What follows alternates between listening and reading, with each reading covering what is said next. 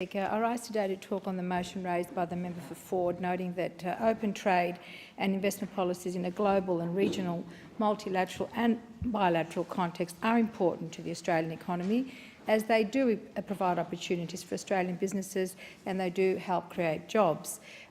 This Deputy Speaker there's no disagreement with this view. However, Deputy Speaker, the TPP, both in its first incarnation and now in its second incarnation as TPP-II, continues to be controversial, raising strong opposition from within the Australian community, this despite the promise of the huge benefits to the Australian economy.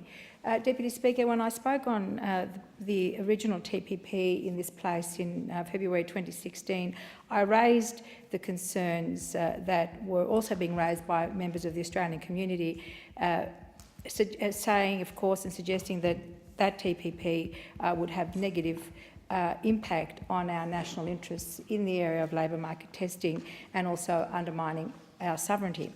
I said then that the Australian people expect our free trade agreements to create job opportunities for them so that they too can share in the prosperity that is being promised. But they don't want a free trade deal that denies them job opportunities, as does, in this case, the TPP-II, because it abolishes labour market testing and carries no enforceable protection for labour rights and workers, as they certainly do not want a free trade deal that undermines our sovereignty and our democratic process by allowing corporations to bypass national courts and sue governments and restrict government regulation of essential services. These are areas of great importance to the Australian community. Deputy Speaker, the Australian trade unions have also been concerned about TPP-I and now the TPP-II. Now, often we will praise the benefits of free trade agreements and we ignore the negative ramifications at our peril, as was the case, I remember, with the then Thai free trade agreement some years ago. Locally in my electorate, many of my constituents knew that this was a bad deal for our local car manufacturing industry. Unions and others in the community advocated and appealed to the then government to take measures to protect our car manufacturing industry, but that was to no avail. And the decision by Ford Australia to cease production of car manufacturing in 2016 did, as we all know, led to the end of the car manufacturing in this country. And of course, Ford was our biggest employer locally. Now, the Australian Manufacturing Workers Union stood solidly at the side of our local car manufacturing workers. Alongside the rest of us, they fought hard to deal with the devastating impact that the job losses that followed had on my community. So today, Deputy Speaker, I want to quote Tony Mavromatis, the State Secretary of the Australian Manufacturing Workers Union, who recently wrote to me about his members' concerns regarding TP-II, and he says, and I quote, "Free trade agreements must not allow big business to exploit vulnerable temporary visa workers and undermine the standards we fight for every day.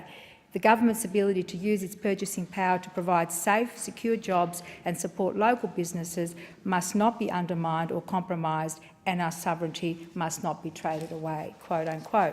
Now, Deputy Speaker, other unions are also raising similar concerns about TPP-II because, like its predecessor, it still carries these controversial clauses.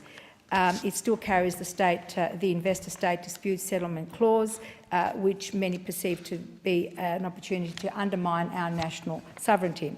Deputy Speaker, the government should have been batting hard on Australia's behalf in these key areas of concern, because they go to our national interests as much as the trade opportunities and opening up markets do, Deputy Speaker.